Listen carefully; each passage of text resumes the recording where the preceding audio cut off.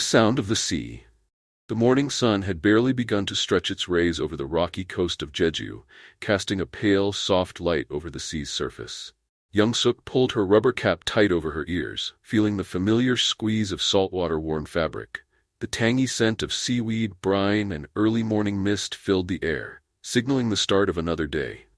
Around her, the other Henyo, women she called sisters, prepared in silent rhythm. Their movements were practiced, yet precise, as if each day were a new dance that honored the ocean's unpredictability. Mija stood a few feet away, her slender frame outlined against the sky, her face half lit by the sun. Young-suk watched her friend knot her dive belt, adjusting the weights that would help her sink quickly to the seabed. There was a small tremble in Mija's hands, a detail most might overlook, but not Young-suk. "You seem nervous," Young-suk whispered, leaning closer. "I am," Mija admitted, her eyes flickering with a hint of fear. "The sea feels different today." Young-suk gave her a reassuring smile. "The sea is always different. That's what makes her alive. We adjust to her, as always." Mija nodded, but her gaze remained distant, like she was already beneath the waves, searching for something beyond the day's catch. Young-suk couldn't shake the sense that her friend was carrying a burden she hadn't shared, but this wasn't the time for questions. Not here, where the sea demanded full attention. As the women waded into the water, their wooden floats bobbing beside them, Young-suk felt the familiar chill of the sea encasing her body, a welcome sensation she had known since childhood. She drew a deep breath, filling her lungs with precious air, and then plunged below the surface. The underwater world enveloped her instantly, all sound replaced by the deep hum of the ocean. Her eyes adjusted to the dim light, finding comfort in the swaying kelp forests and schools of fish that darted in silvery bursts. She spotted an abalone, nestled among the rocks, and carefully pried it loose, slipping it into her mesh bag. Next to her, Mija moved gracefully through the water, her form cutting cleanly through the currents. She had always been a natural, despite coming from a family marked by shame, a fact that had followed her like a shadow. It was not Mija's fault that her father had collaborated with the Japanese during the occupation. But on Jeju, such things were not easily forgotten. Young-suk knew that her own mother had once disapproved of their friendship, yet the bond they shared had been as deep as the ocean that sustained them. A sudden current surged, pushing Young-suk sideways, and she grabbed onto a rock to steady herself. When she looked up, Mija had drifted farther than expected. Her body twisted in a way that was unfamiliar, strained, struggling. Fear jolted through Young-suk. Without hesitation, she swam toward her friend, feeling the burn of her oxygen-depleted lungs. She reached Mija just as she began to lose her hold on consciousness. Gripping Mija's arm, Young-suk pulled them both upward, kicking furiously against the drag of the ocean. They broke the surface with gasping breaths, their heads barely above the waves as they clung to the floats. "I told you," Mija wheezed, coughing up seawater. "The sea is different today." Young-suk's heart pounded, her body shaking with the exertion and adrenaline. "The sea is always testing us, Mija, but we'll survive, as we always do." And in that moment, with the cold water lapping at their necks, they were more than just divers, more than women haunted by war, betrayal, and love. They were Henyo, the daughters of the sea, bound together by the promise of survival, whatever the depths might hold. Echoes of the past. Back on shore, the wind felt sharper, as if it carried whispers of something unresolved. The other Henyo clapped Young-suk and Mija on the back, offering praises for their day's catch. But beneath the smiles was a sense of unease, a silent acknowledgement that the sea had been unusually fierce. Young-suk untied her weighted belt and set her bag of abalone down, her fingers raw and stiff. The sun was higher now, casting long shadows that crept across the black volcanic rocks. She watched Mija, who sat a little apart from the others, her face hidden as she leaned forward to unlace her boots. Young-suk felt a familiar pull to check on her friend. When the others started heading back to the village, Young-suk approached Mija. "Are you all right?" Mija looked up, her eyes weary but grateful. "I am now, thanks to you. You always know when to be there, Young-suk." Young-suk shrugged it off. "It's what we do, for each other, and for the sea." But Mija's face remained clouded, and Young-suk's curiosity swelled. "What is it?" You were distracted today, even before the dive. Mija hesitated, her gaze fixed on the ground. It's my uncle. He's been ill, and the bills. She trailed off, her voice carrying a familiar tone of helplessness. I have no choice but to keep diving, no matter what the sea brings. Young-suk's heart tightened. The scars of the past had always marked Mija's life, even in this village that had reluctantly accepted her. It was not just the debt of money, but the debt of her family's history. The island's memory was long, and it had never fully forgiven her father's choices. Then we dived together, as always, Young-suk said firmly. We share the sea's gifts, and we share its dangers. You are not alone. Mija nodded, but her eyes remained distant. Young-suk sensed there was more to the burden Mija carried, something she wasn't yet ready to share. They walked back toward the village, the path familiar but uneven. The dirt road led them through clusters of stone houses, their black basalt walls weathered but sturdy, just like the women who inhabited them. Children played along the roadside, their laughter bright against the dull hum of the wind. A group of older women huddled nearby, drying seaweed and chatting in low, rapid tones. Their eyes followed Young-suk and Mija, shifting with silent judgment. Do you ever think about leaving this place? Mija asked suddenly, her voice barely more than a murmur. Young-suk was taken aback. Leaving Jeju was a rare thought among the Haenyeo. The island was more than home. It was identity, culture, and legacy. Why would I? The sea is our life. Mija stopped walking, her face pale and serious. But sometimes it feels like a trap. The sea gives, but it also takes. Everything, if we let it. Young-suk's brows furrowed. The sea took my mother and father, but it also gave me strength. The strength to live, to endure. I thought you felt the same. Mija's expression softened, but her voice was tinged with a sadness that seemed to carry the weight of untold stories. I do. But sometimes I wonder if there's more to life than just enduring. I think of places beyond Jeju, places without the war, without our family's shadows.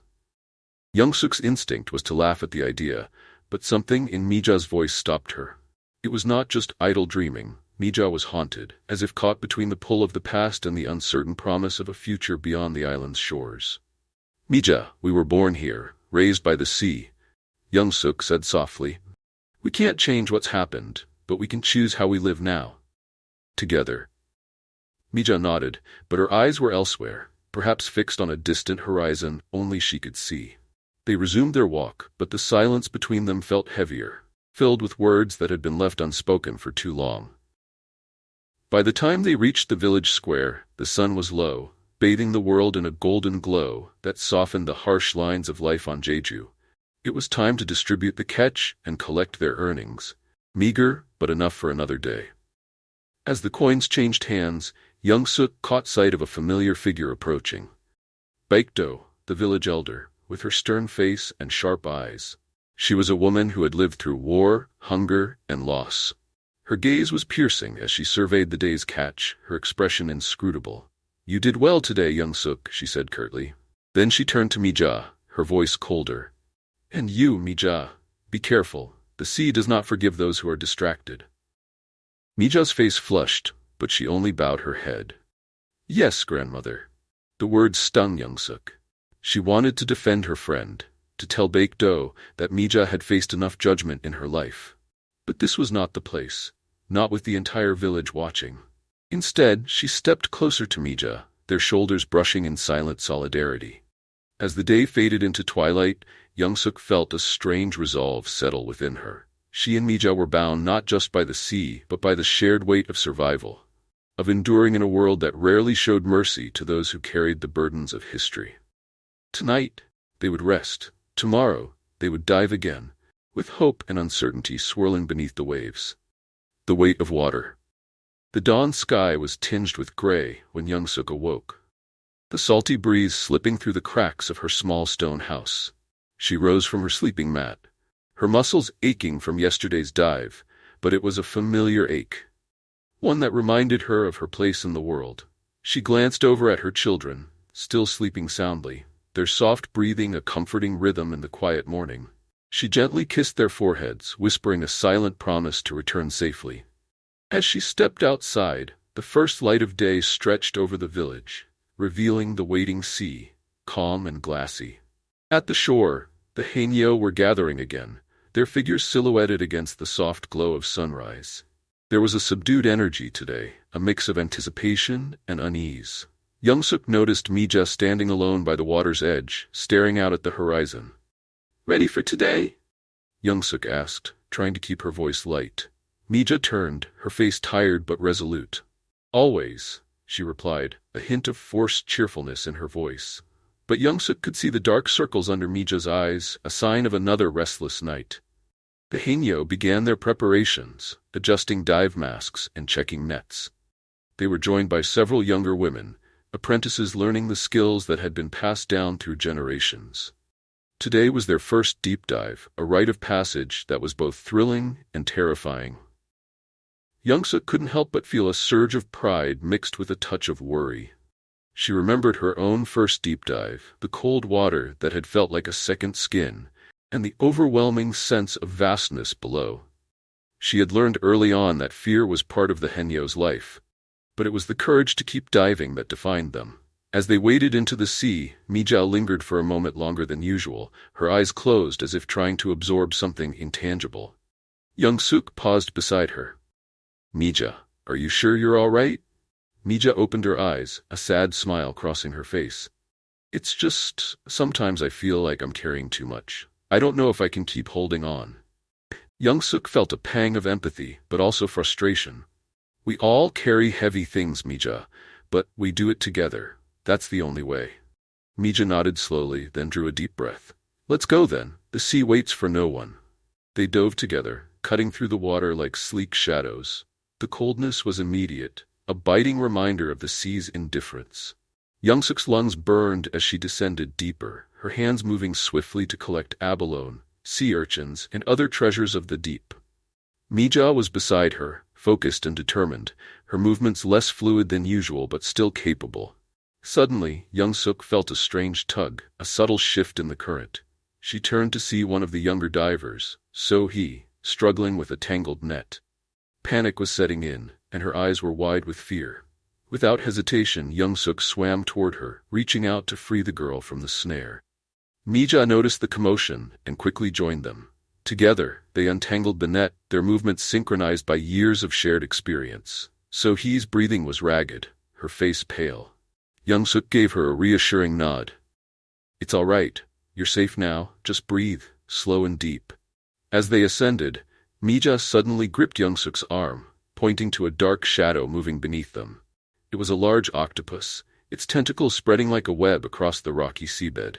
Mija's eyes lit up. This was a rare find, a prize that could bring in much-needed money. Young-suk hesitated for a split second, knowing the risk of hunting such a creature. But Mija's determination was clear, and Young-suk felt a familiar surge of adrenaline. Together, they swam toward the octopus, working in tandem to trap it between their nets. The octopus fought fiercely, its tentacles twisting and lashing out, but Mija managed to secure it.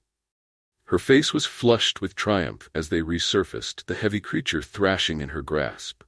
"You did it," Young-suk said, her voice filled with a mix of pride and relief. "That's a good catch." Mija's smile was bright, but it quickly faded as she struggled to stay afloat, the weight of the octopus dragging her down. Young-suk reached out to help, steadying Mija as they made their way back to the shore. Once on land, the other Haenyeo gathered around, murmuring in awe at the rare catch. Mija's eyes were shining, her earlier exhaustion momentarily forgotten. But as they divided the catch, Baekdo appeared again, her gaze stern. "Mija, be careful of your ambition. The sea has no mercy for those who reach too far." Mija's face tightened, but she nodded respectfully. "Yes, grandmother." Young-suk watched the exchange, feeling a mix of anger and sadness.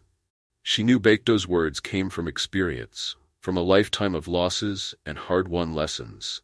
But she also knew how deeply they cut Mija, who had spent her life trying to prove her worth in a world that seemed intent on reminding her of her family's past. As the sun dipped lower, casting a golden glow over the village, Young-suk and Mija stood side by side, their hands stained with salt and seaweed, their hearts still heavy with the burdens they carried. But in that moment, beneath the fading light, there was a small sense of victory, a reminder that even in the unforgiving sea, there were moments of triumph. Young-suk turned to Mija, her voice soft but firm. "We made it today, and we'll make it tomorrow too." Mija's smile was faint, but it reached her eyes this time. "Yes, we will." The sea would call again at dawn, as it always did, and the two women, bound by friendship, survival, and the unspoken promise of endurance, would answer its call, no matter the weight of the water. Tides of silence. The gray morning mist settled heavily over Jeju's fields as Young Suk walked the familiar path toward the market. The air smelled of fresh rain and wet earth, mixing with the faint scent of seaweed drying on the stone walls of the village. Today was market day, a time when the Haenyeo sold their catch and exchanged stories from beneath the waves. The market was already bustling, with vendors calling out prices for fish, vegetables, and dried herbs. Young Suk's abalone, polished to a soft sheen, lay neatly in a wooden crate beside her. The morning sun peeked over the horizon, casting a warm, golden glow over the stalls. Mija arrived shortly after, her basket of sea urchins slung over one shoulder. Her steps were slower than usual, and the sparkle from yesterday's triumphant catch had faded. Young Suk noticed the wariness in her friend's eyes, a reminder of the burdens that Mija rarely spoke of but always carried. As Mija approached, Young Suk greeted her with a smile. "Are you ready to make some good sales today?" Mija nodded, but there was little enthusiasm in her voice. "Let's hope so. I need every coin." Young Suk sensed Mija's mood and decided not to press further. Instead, she focused on the task at hand, selling enough to buy rice, beans, and medicine for her children. The market was both a lifeline and a battleground. Prices were negotiated fiercely, and buyers often haggled to the point of exhaustion. As the morning wore on, a small crowd gathered around Mija's stall. Her sea urchins were large and fresh, attracting buyers eager to make a deal. Young Suk watched as Mija spoke with practiced charm, her voice steady even when the haggling became intense. But then a man approached, one whom Young Suk recognized instantly. He was Mr. Kang, the owner of a large fishery that had profited greatly during the Japanese occupation. His reputation in the village was mixed. He was known to be a shrewd businessman, but also someone who took advantage of those in need. "Mija," Mr. Kang said with a thin smile. "I heard you had quite a catch yesterday, an octopus, they say." Mija's expression didn't change, but Young Suk could sense her tension. "Yes, Mr. Kang. It was a lucky day." Mr. Kang's eyes narrowed slightly. "Luck is only part of the story, isn't it? You know, I could offer you more than the market price for your catch. You just need to sell directly to me." Young Suk bristled. She knew Mr. Kang's offers always came with strings attached. He'd paid well in the past, but only for those who were willing to overlook his reputation and align themselves with him. Young Suk had never trusted him, and she hoped Mija felt the same. Mija paused, her face betraying a flicker of uncertainty. "I appreciate the offer, but I prefer to sell here, like everyone else." Mr. Kang's smile grew wider, but it didn't reach his eyes. "Think about it, Mija. The sea may be bountiful today, but it's not always kind. It's wise to have friends in times of need." Young Suk stepped closer to Mija, feeling a surge of protectiveness. "She has all the friends she needs," Young Suk said firmly, meeting Mr. Kang's gaze head-on. Mr. Kang's smile vanished, replaced by a cold, calculating look. "Very well, but remember, my door is always open." As he walked away, Mija let out a long breath, her shoulders slumping slightly. "I can't afford to make enemies, Young Suk," she said quietly. "I know," Young Suk replied, "but you don't need to make deals with devils either." Mija's eyes were clouded with something deeper than fatigue, a mixture of fear, regret, and longing. "Sometimes I wonder if we'll ever truly be free of our pasts. No matter how much we dive, no matter how much we earn, it feels like the shadows follow us." Young Suk reached out, placing a hand on Mija's arm. "The sea teaches us to keep moving forward, no matter how strong the current. We just need to stay together." Mija nodded, but her expression remained troubled. "I hope you're right, Young Suk. I really do." The day dragged on, filled with the clatter of coins, the rustle of baskets, and the sharp exchanges of bargaining. By midday, the market was beginning to empty, and the Haenyeo were counting their earnings. Young Suk and Mija managed to sell most of their catch, earning enough for the week's necessities. But as they prepared to leave, a loud commotion erupted near the village square. A group of men, soldiers, by the look of their uniforms, were approaching, their faces stern and their voices loud. The villagers quieted instantly, a wave of unease rippling through the crowd. One of the soldiers stepped forward, his voice carrying a tone of authority. "We are here to ensure order in this village. There have been reports of rebellious activities, and we will not tolerate disobedience." Young Suk's heart sank. She knew what this meant. The ongoing conflicts between the government forces and local resistance had reached their shores. Jeju had always been caught between powers far beyond its control, and the island's people often paid the price. Mija's face turned pale, her eyes wide with fear. "Young Suk," she whispered, her voice trembling. "We need to get back to the children."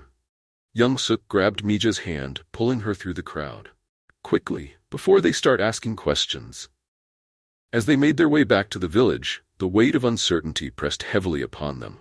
The sea was a constant challenge, but it was familiar, a danger they understood and could navigate. The men in uniforms, however, represented a different kind of threat, one that was unpredictable and ruthless. When they finally reached Mija's house, Young Suk paused, her breathing ragged. "Are you all right?" Mija nodded, but her eyes were filled with tears she refused to let fall. "Yes, but Young Suk, I'm scared. I'm scared for us, for the children, for everything." Young Suk felt a surge of determination. "We faced the sea together. We can face this too." Mija managed a weak smile. "You always know what to say, don't you?" Young Suk's smile was steady, even if her heart was not. "No, but I know how to survive, and that's enough for now." As the sun dipped lower, casting a soft orange glow over the island, the two women stood in silence, side by side. The sea's roar in the distance was both a reminder and a promise. Life on Jeju was never easy, but it was theirs to endure. Tomorrow, they would dive again. But tonight, they faced the darkness together, fortified by the silent strength that had carried them this far. Currents of longing. The next morning, the wind carried a chill as Young Suk stood by the shore, waiting for the others to arrive. The sea was restless, its waves rolling in with a force that hinted at a brewing storm. The smell of rain was in the air, mingling with the sharp scent of salt. Young Suk rubbed her hands together, trying to shake off the cold. She had slept poorly, her dreams tangled with memories of the soldiers' harsh words and Mija's fearful eyes. Life on Jeju was a constant battle against both the elements and the forces beyond the island's shores, but today felt heavier than most. Mija appeared moments later, her hair tucked neatly beneath her dive cap. Her steps were brisk, but her face was drawn. Young Suk noticed how Mija's lips were pressed into a tight line, as if she were holding back something too painful to say aloud. "Are you ready?" Young Suk asked, forcing a smile. "As ready as I can be," Mija replied, her voice tinged with weariness. "The sea doesn't wait for us, does it?" "No, it doesn't," Young Suk agreed. But before they stepped into the water, she paused. "Mija, if you ever need to talk, I'm here. I know things have been hard lately." Mija hesitated, then gave a small nod. "I know, Young Suk. And I'm grateful for you, truly." Without another word, they waded into the sea, the cold water lapping at their thighs. Young Suk felt the familiar rush of adrenaline as she readied herself for the dive. The sea was like a second skin, dangerous, yes, but also a source of strength and resilience. The women took deep breaths in unison and plunged beneath the surface, their bodies slicing through the water with practiced ease. Young Suk felt the familiar pressure build in her ears as she descended, her eyes adjusting to the dim, greenish light below. She reached for the seabed, her hands moving skillfully to gather abalone and sea cucumbers. Mija was close by, her movements swift but more hesitant than usual. Young Suk noticed that her friend's strokes lacked their usual confidence, as if Mija were distracted by something deeper than the sea itself. The minutes passed slowly. Each breath held a little longer than the last. Young Suk was about to resurface when she caught sight of Mija struggling with a particularly stubborn abalone. Mija's face was tense, her cheeks puffed with effort. Something was wrong. Young Suk swam closer, her chest tightening. Mija's body was rigid, and her hand had slipped. She had cut herself on the sharp edge of a rock. Blood mingled with the seawater, a dark cloud that spread like a warning. Young Suk grabbed Mija's arm, urging her to surface. Mija nodded weakly, her eyes filled with a mix of pain and frustration. Together they kicked upward, breaking through the waves with desperate gasps for air.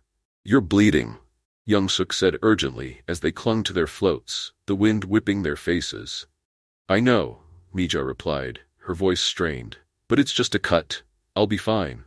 Young-suk shook her head, her concern deepening. "It's more than just a cut, Mija. You're not yourself. You need to rest." Mija's eyes flashed with defiance. "I can't afford to rest, Young-suk. You know that." Young-suk's heart ached, but she understood. For Mija, resting meant losing not just a day's earnings, but also a piece of her fragile stability. "Then let me help you." "We're in this together, remember?" Mija nodded reluctantly, and they continued to dive, side by side. Young-suk kept a close eye on Mija, her own collection taking a back seat to her friend's safety. The sea was unforgiving, but it was also familiar territory, one where they could rely on each other.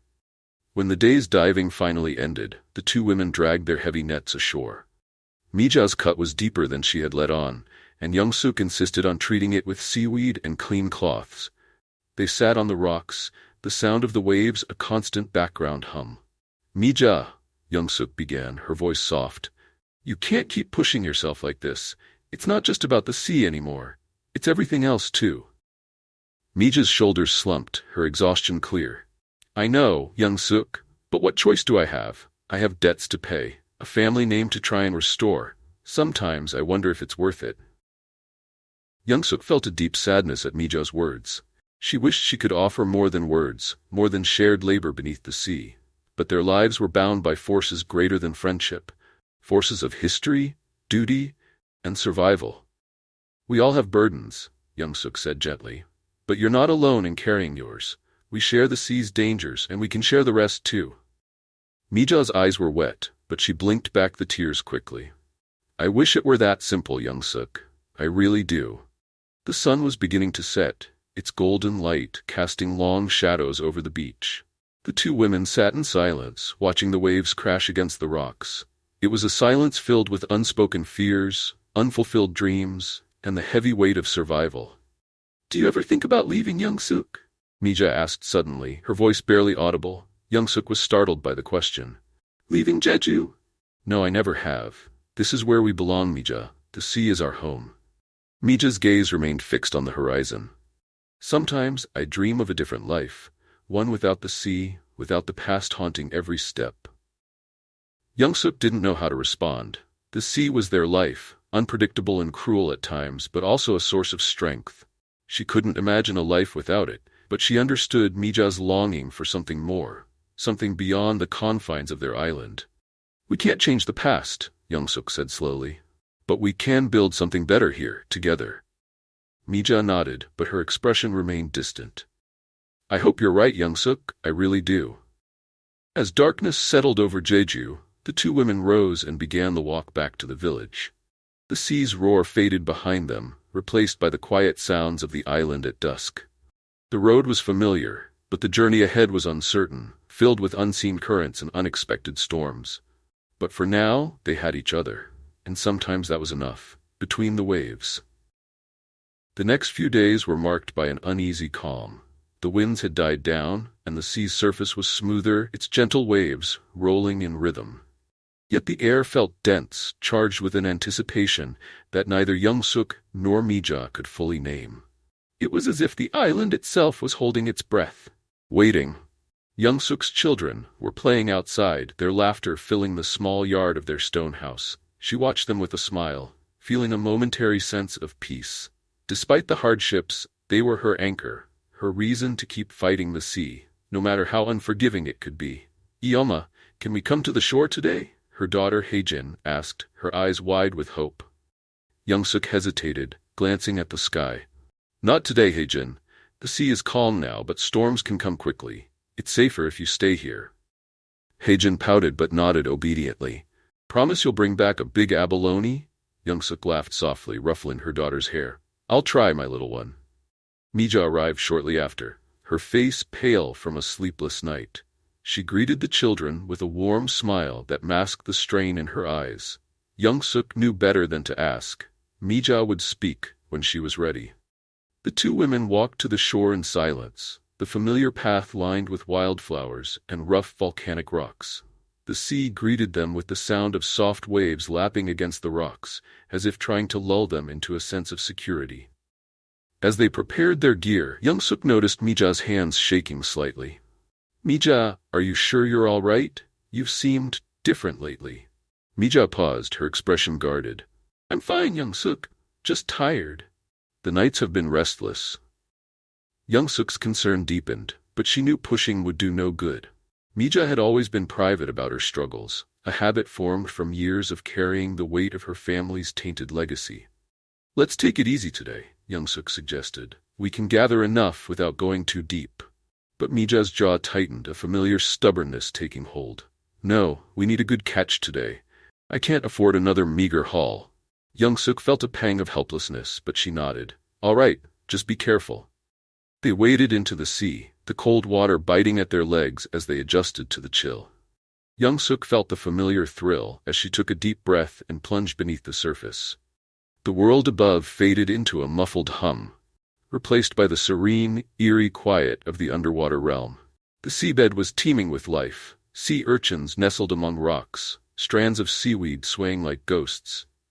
Young-suk reached out to collect an abalone, her movements swift and precise. She was in her element here, the weight of the sea pressing down on her like an embrace. Mija was a few meters away, her body moving with a sense of urgency. Young-suk noticed her friend diving deeper than usual, pushing past the safe limits they had set for themselves. Young-suk's instincts flared. She swam closer, her heart pounding with a mix of fear and frustration. What was Mija doing, taking such a risk?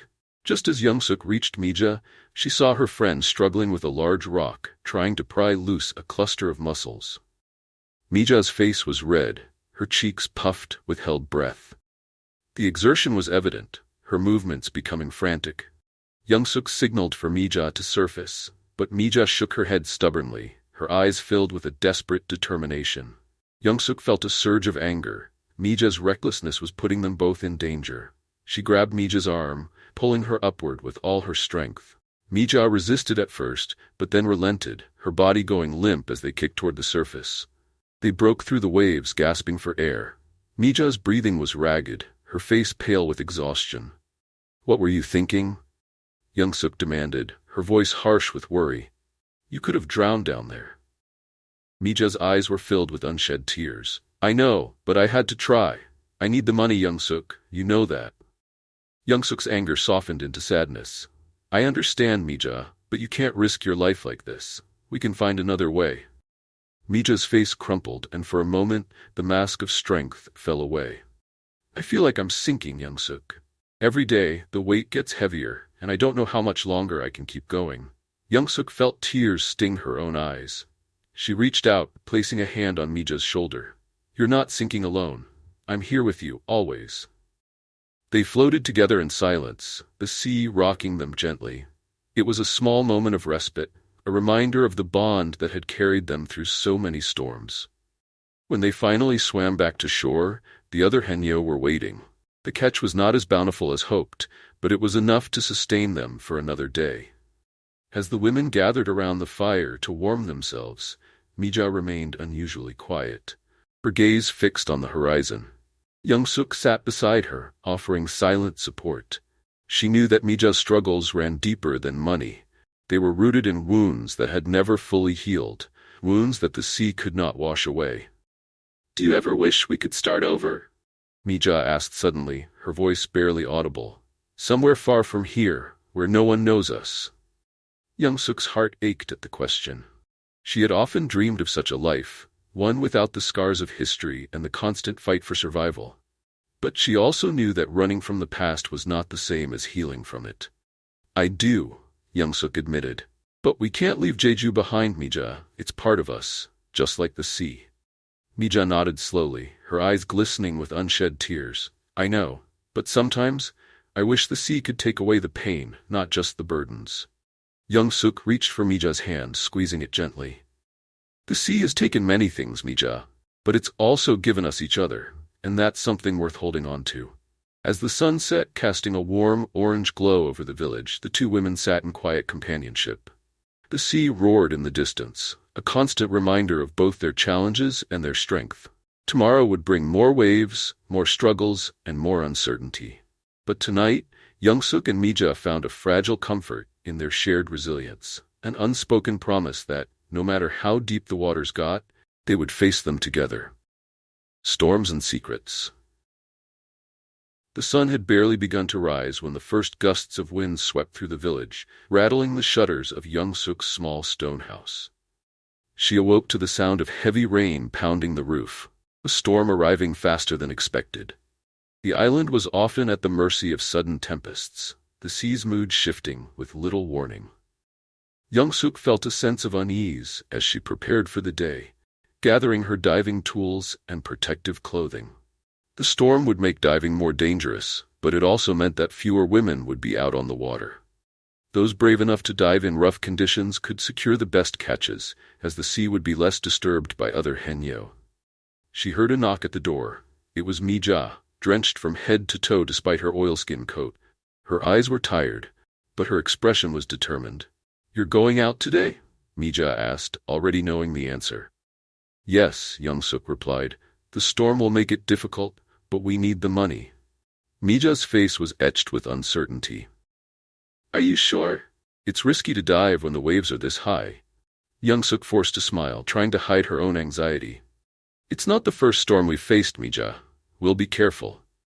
Mija didn't respond, her gaze shifting to the waves. There was a heaviness between them, a sense of finality that Young-suk couldn't fully understand. They dove together, plunging into the cold, swirling waters. The sea was rougher than usual, the currents pushing them back with unexpected force. Young-suk felt the pressure in her ears increase rapidly as she descended, the roar of the storm muffled by the water. The seabed was murky, visibility reduced by the churning sand. Young-suk's fingers searched blindly for abalone, her senses on high alert. She could feel the tug of the currents, unpredictable and aggressive, like a wild creature testing her strength. Mija was nearby, moving with a fierce determination that bordered on reckless. Young-suk watched her friend dive deeper, her body fighting against the pull of the current. Young-suk's instincts flared. Something was wrong. Just as she was about to signal Mija to resurface, she saw it. A large, dark shape moving swiftly beneath them. A shark, drawn by the storm and the scattered fish. Panic shot through Young-suk's veins, her chest tightening with fear. She swam toward Mija as quickly as she could, grabbing her friend's arm and pointing upward. Mija's eyes widened, but she nodded, and they began their ascent, kicking hard against the current. They broke through the surface, gasping for breath as the waves battered them. The storm was now in full force, rain pelting their faces and wind howling in their ears. "Did you see it?" Young-suk shouted over the wind. Mija nodded, her face pale.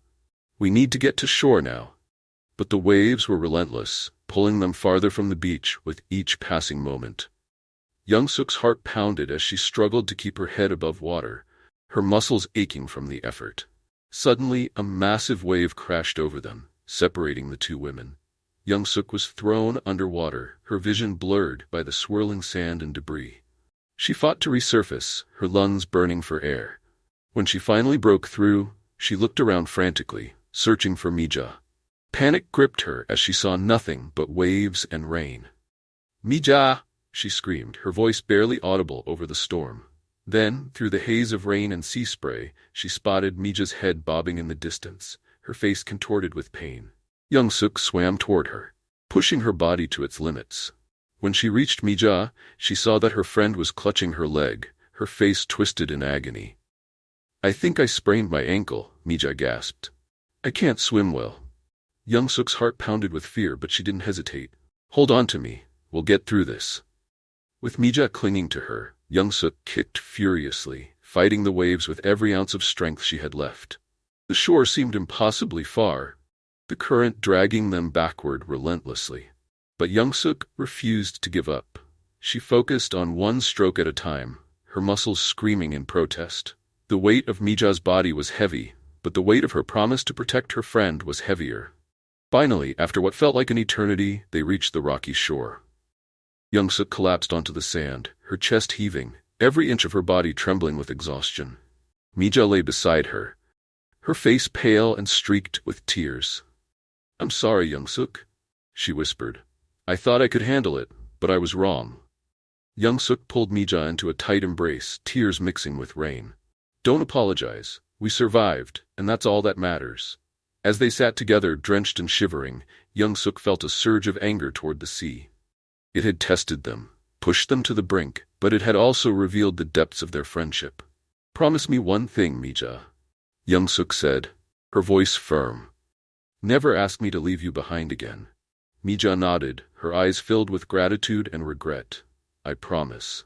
The storm still raged around them, but for the first time, Young-suk felt a sense of clarity. No matter how violent the waves, no matter how deep the water, she and Mija would face it together. As they began the slow, painful walk back to the village, Young-suk realized that the sea was not just a source of danger, it was also a mirror of their own resilience. They were Haenyeo, daughters of Jeju, and they would not be broken. Not today. Not ever. Beneath the surface, the storm had passed, leaving behind a sky painted with streaks of pink and orange. It was as if the island was trying to make amends for its earlier fury, offering a fragile morning calm. The sea was still, its surface rippling gently under the first light of dawn. The air, however, felt unusually heavy, as if holding back a secret too difficult to tell. Young-suk stood by the shore, her gaze distant as she watched the waves lap quietly against the rocks. Her muscles were sore from yesterday's struggle with the storm, but it was Mija's silence that weighed more heavily on her mind. Since they had reached the safety of the shore, Mija had withdrawn. Her eyes filled with a pain that had nothing to do with physical injury. Young-suk spotted Mija approaching from the distance, limping slightly from the sprained ankle. Her face was pale, and the dark circles under her eyes seemed deeper, as if the weight of her thoughts had kept her awake through the night. Despite her exhaustion, Mija's jaw was set, her eyes determined. "Are you really going to dive today?" Young-suk asked as Mija neared. Mija nodded, her voice quiet but resolved. "Yes, I can't afford to miss another day." Young-suk wanted to protest, to tell her friend that they both deserved a day of rest after the harrowing ordeal. But she knew Mija's reality all too well. There were bills to pay, debts to settle, and family honor to reclaim. Rest was a luxury they could seldom afford. "Then let's stay in shallower waters," Young-suk suggested. "We'll gather seaweed and sea cucumbers. It'll be easier on your ankle." Mija's face softened, a hint of gratitude flashing in her eyes. "All right, we'll take it slow." They prepared their gear quietly, the familiar routine bringing a small sense of normalcy. The other Haenyeo were already in the water, moving with the ease of long practice. The sea felt gentler today, its surface reflecting the pink sky above. When they waded into the water, Mija hesitated for a moment, her eyes fixed on the horizon. "Do you ever wonder what lies beyond the sea, Young-suk?" Young-suk glanced at her friend, surprised by the question. "You mean beyond Jeju?" Mija nodded slowly. "Yes, sometimes I wonder if life would be different on the mainland, where the sea isn't always calling." Young-suk's heart ached at the yearning in Mija's voice. She had often wondered the same, but the thought had always felt too distant, too impossible to grasp. "I've thought about it too, but the sea is part of us, Mija. It's both the cage and the key." Mija's eyes clouded with something deeper, something Young-suk could not fully understand. "I know, but sometimes I wish I could leave it all behind. The sea, the debts, the past." Before Young-suk could respond, Mija turned away, wading deeper into the water. There was a finality to her movements, as if she were trying to escape not just the conversation, but the thoughts that haunted her. They dove into the clear waters, their bodies moving slowly, allowing Mija's ankle to adjust. The seabed was littered with sea cucumbers and patches of seaweed, and Young-suk worked methodically, her hands moving with practiced efficiency. Mija was quieter than usual, her focus intense but absent-minded. Young-suk watched her friend closely, noting the slight winces of pain as Mija shifted her weight. Young-suk wanted to swim closer, to offer help, but she sensed that Mija needed this, needed to prove something to herself, to the sea, or perhaps to the ghosts of her past. As Young-suk moved a few meters away to gather seaweed, she suddenly felt a chill run down her spine. The water around her seemed darker, colder. She turned to check on Mija and saw her friend's silhouette, smaller and more fragile than before. Then she noticed it. Mija had stopped moving, her body floating eerily still beneath the water. Panic surged through Young-suk. She swam toward Mija as fast as she could, her heart pounding in her chest. When she reached her friend, she saw that Mija's face was slack, her eyes closed. Without hesitation, Young-suk grabbed Mija and kicked hard for the surface, her lungs burning from the lack of air. They broke through the waves, and Young-suk gasped desperately for breath. "Mija!" she shouted, shaking her friend's shoulders. "Wake up!" Mija coughed violently, sputtering water as she regained consciousness. Her eyes fluttered open, filled with confusion and fear. I don't know what happened," she whispered weakly. "I felt dizzy. And then everything went dark." Young-suk's hands trembled as she held Mija close, the fear of almost losing her friend overwhelming her. "We're going back to shore now," she said firmly. "No arguments." Mija nodded, too exhausted to protest. They made their way back slowly, the waves now feeling deceptively gentle after the terror of the near drowning. When they reached the shore, Young-suk collapsed onto the sand beside Mija, both women breathing heavily. The sun was higher now, its warmth beginning to dry their soaked clothes. Mija turned to Young-suk, her eyes filled with tears she could no longer hold back. "I'm sorry, Young-suk. I thought I could handle it, but I was wrong." Young-suk's heart ached as she pulled Mija into an embrace. "You don't have to handle everything alone, Mija. I'm here, and I always will be." Mija clung to Young-suk, her body shaking with silent sobs. "It's not just the sea, Young-suk. It's everything. My family's past, the debts, the shame. It feels like I'm drowning, even on land." Young-suk held Mija tighter, her own tears mixing with the salty spray that lingered on their skin. "You're not alone, Mija. We'll find a way, together. The sea may be merciless, but we are stronger." The words felt both true and fragile, like a promise made in the face of an uncertain storm. But in that moment, as they sat on the shore, the weight of the world felt lighter. As the morning sun rose higher, casting a golden light over the beach, Young-suk and Mija found a quiet sense of solace in each other's presence. The sea still stretched before them, vast and unknowable, but it no longer felt as daunting. They had faced it and survived once again. Tomorrow, they would dive back into the depths, risking everything for another day's catch. But for now, they rested, two women bound by the tides, holding on to hope as fiercely as they held on to each other. The two Haenyeo sat in silence for a while, the rhythmic sound of the waves breaking the stillness. Young-suk's mind was heavy with thoughts, yet there was also a quiet determination settling in. Despite everything, she was grateful to have pulled Mija back from the brink. This time, the sea, both a source of their livelihood and their deepest fears, had a strange way of making them confront their limits. It demanded everything, leaving little room for mistakes or hesitation. But it was also the same sea that had given them strength, skill, and a bond forged through shared struggles. Young-suk knew that their lives would always be entangled with its ever-changing moods. Mija sat with her knees drawn to her chest, gazing at the horizon. Her eyes, though still red from tears, were filled with a new resolve. It was as if nearly losing everything had stripped away the layers of doubt, leaving only a raw desire to survive.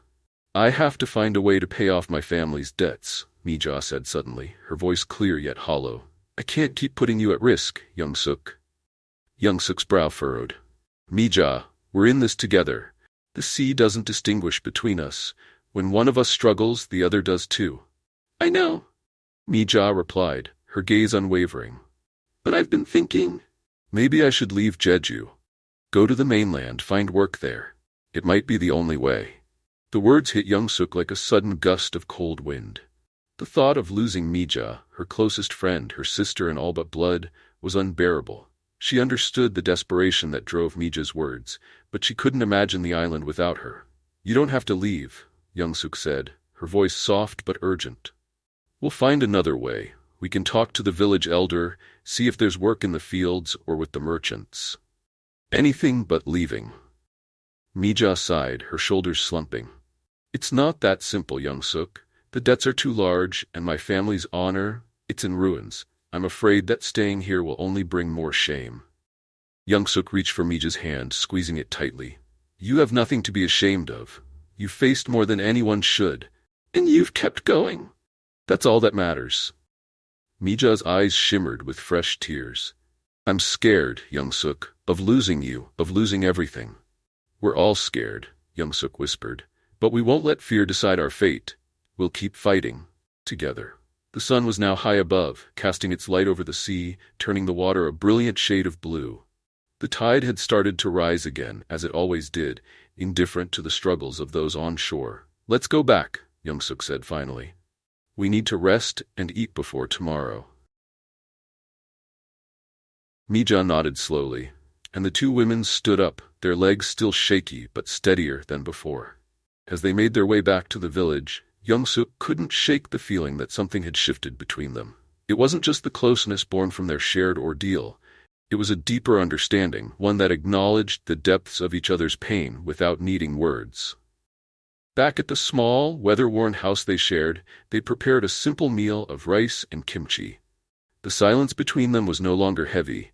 It was a comforting reminder that they were still here, still alive. As they sat on the floor, eating slowly, Young-suk felt a wave of exhaustion wash over her.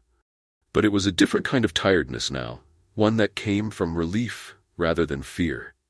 They had survived, and that was enough for today. Mija's voice broke the silence. Thank you, Young-suk, for everything. You don't have to thank me, Young-suk replied. We promised each other, remember, no matter what happens, we don't let go. Mija smiled faintly, her eyes still tired but filled with a flicker of hope. Yes, we did. And I won't forget it. They finished their meal in companionable silence, the familiar sounds of the village drifting in through the open window.